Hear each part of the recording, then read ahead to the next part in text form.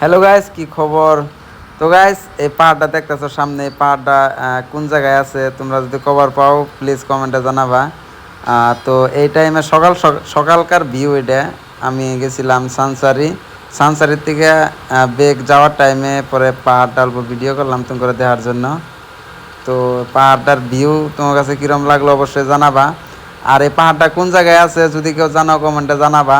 তারপর তোমার আমি আরেকটা বস্তু দেখাইতেছি, একটা পার্ক আছে গুয়াহাটি জালুকবাড়ি থেকে 5-7 কিলোমিটার। তোমার এদিকে সানসারি এদিকে আওয়ার টাইমে একটা পার্ক পাওয়া যায়, ওটা শুধু রাইতের জন্য। তো এই যে আমি পার্কের সামনে আছি, তোমার আমি পার্কটা দেখামু। আর এই পার্কে আমরা কয়দিন ধরে আবার চাইতেছি, আবার পাই না।